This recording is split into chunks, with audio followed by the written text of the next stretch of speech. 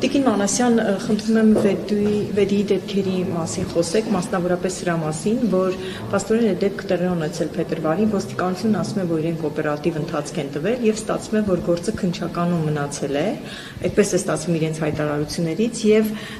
փաստորեն այդ մարդիկ ենթադրյալ մանկապղծության համար մեղադրվող ենթադրյալ հանցագործները այդ ընթացքում ազատության մեջ են եղել եւ շարունակել են իրենց գործը։ Դուք այս մասով ինչ ունեք ասելու իրավապահ մարմինների աշխատանքի հետ կապված։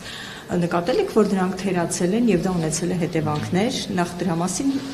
մի հարցել ունեմ արդեն քննչականի հայտարարության հետ կապված։ Եթե դեմ չեք տարբեր պետական մարմինների աշխատանքների հետ կապված հարցին, ես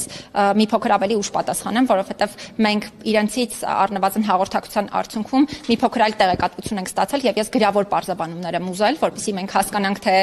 ընդհանուր առմամբ ինչպես են համադրվում, ստացված տեղեկությունները եւ դրա մասին այդ ժամանակ բնականաբար ես ինքս հնարավորություն կունենամ խոսելու։ Միայն կարևոր մի բանի մասին պարտադիր կուզենամ շեշտադրում անել այս պահին էլ, ես ազգային ժողովում էլ խոսեցի այն մասին, որ բազմիցս եմ բարձրաձայնել այն հարցերը, որոնք վերաբերում են ընդհանրապես Հայաստանում երեխաների նկատմամբ բռնության, բայց մասնավորապես սեռական բռնությունների կանխարգելման եւ հասցեավորման հետ կապված հարցերին։ Ես միանշանակ համարում եմ, որ թե կանխարգելման, թե հասցեավորման մեխանիզմները իհարկե տարիների կտրվածքով որոշակի զարգացում ապրել են, բայց բավարար չեն եւ այս առումով բազմաթիվ խնդիրներ են առկա, սկսած կանխարգելման մեխանիզմներից այն առումով այն մարմինները օրինակ, որոնք որևէ դերակատարություն ունեն հարցերի հետ կապված կլինեն, դրանք խնամակալության եւ հոգաբարձության մարմիններ կամ մի շարք այլ մարմիններ, դրանց արդյունավետությունը ըստ էության մենք որպես այդպիսին չենք տեսնում եւ նաեւ հասցեավորման ընթացքում էլ շատ մարմիններ այն հիմնական առանձնահատկությունները չեն պատկերացնում այս գործերի քննության, որ պիտի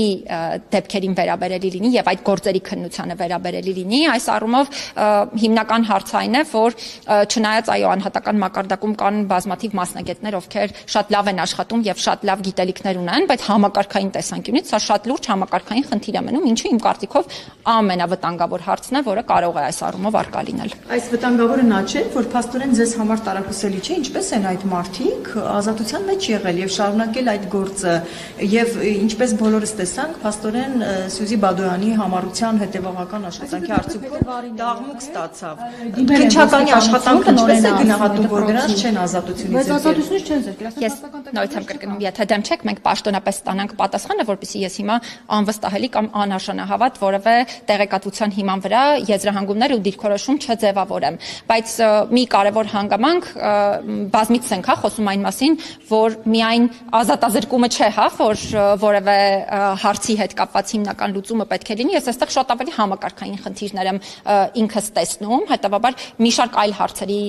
անդրադարձի կարիք եմ տեսնում եւ երկրորդը կարծում եմ այս դեպքով նաեւ իմ ունեցած տեղեկություններով համենայն դեպս նաեւ ուսուցչական անձնակազմի դերակատարությունն է շատ կարեւոր եղել դեպքը համենայն դեպս հասցեավորելու առումով սա իհարկե չափազանց կարեւոր է, բայց կարևորում եք դերը, որ դրանք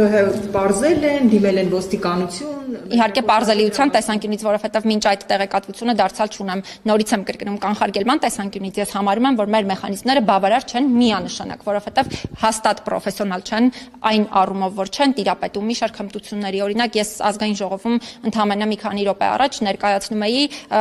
նույն սեռական բռնության ճանաչելիության հետ կապված տարբեր հարցեր։ Շատ դեպքերում ուղղակի մարդիկ եւ անկեղծ են շատ այդ առումով լինում։ Կարող են հարց բարձրացնել այն մասին, որ դե մի հպում էր ընդամենը տեղի ունեցել, որևէ բան տեղի չէր ունեցել եւ այլն, այսինքն բռնությունը պիտի կարողանան ճանաչել, պիտի չլռեն, հասցեավորեն դա։ Տնօրենը ասում է, որ փետրվարից դեպքը որ տեղի ունեցել իրեն կասկածել են, դիմել են ոստիկանություն, ոստիկանությունը եկել է հարցաքննել, հետո այդ մարդը ազատության մեջ է եղել եւ ասել է մենք փաստական տվյալներ չենք հայտնաբերել եւ այդ մարդը շարունակել է նույն իր անառակաբար գործողությունները եւ բացի այդ փաստացի այս գործը այսպես ընթացք չի ստացել։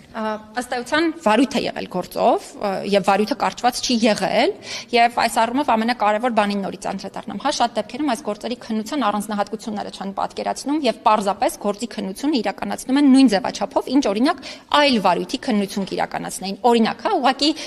մարդկանց կանչել, տեսնել ինչ տեղեկատվություն են տալիս, դե հասկանալ, տվեց տեղեկատվություն, ասաց, որ դեպք է տեղի ունեցել, շարունակենք, չէ, այլ գործերի պարագայում սա միգուցե կարող է պատշաճ լինել, բայց սեռական բռնության, այն էլ անչափահաս երեխայի, այն էլ նաեւ զարգացման առանձնահատկություններ ունեցող, ես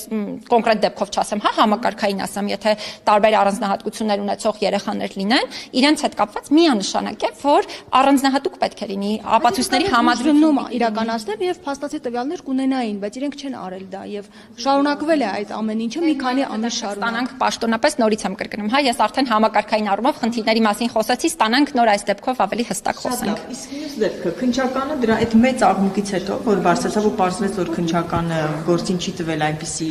օպերատիվություն, որ անհրաժեշտ էր,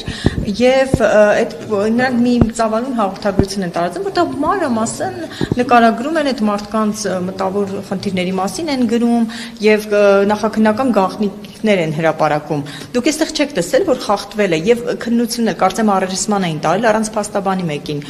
կարծեմ։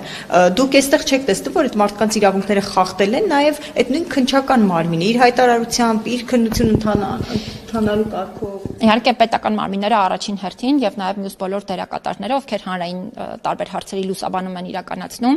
պետական մարմինները իրենց գործունեությունը լուսաբանելիս, այլ դերակատարները դարձյալ տարբեր լուսաբանումներ իրականացնելիս միանշանակ պետք է նման հարցերի բարեկայում շատ զգայուն լինեն, հատկապես երբ խոսքը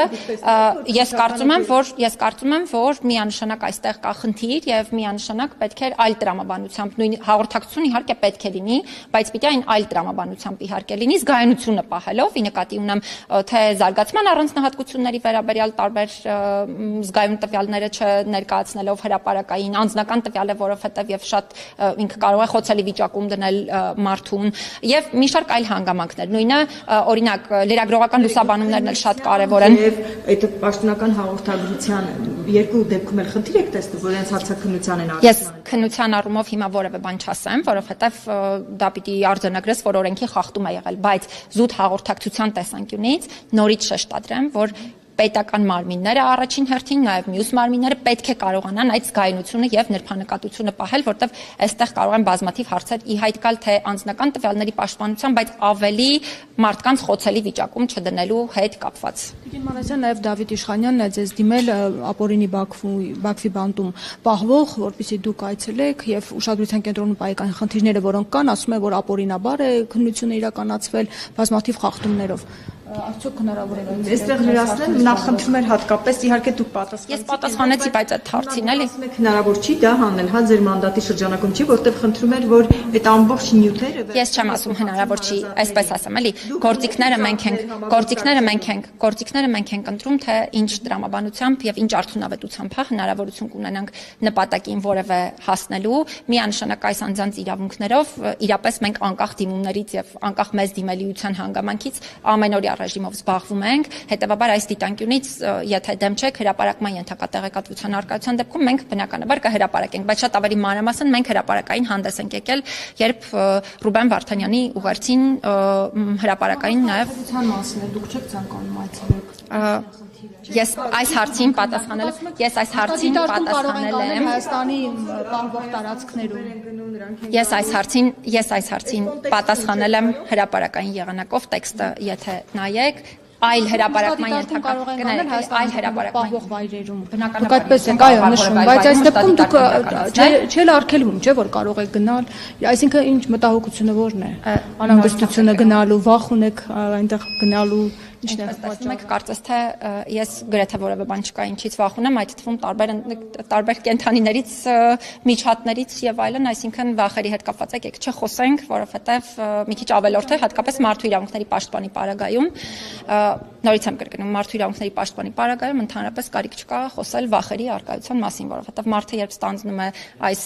առաքելությունը, այսպես ասեմ, դուք չեք պատկերացնում, թե տարբեր ինչ իրավիճակների մեջ ենք մենք լինում, այդ թվում տարբեր վայրերում, որոնք այցելում ենք։ Հետևաբար սրա մասին չենք խոսում, ինչ վերաբերում է հրապարակման ենթակա տեղեկատվությանը, եթե արկա լինի, ես բնականաբար հրապարակման ենթակա տեղեկատվությունը կհրապարակեմ։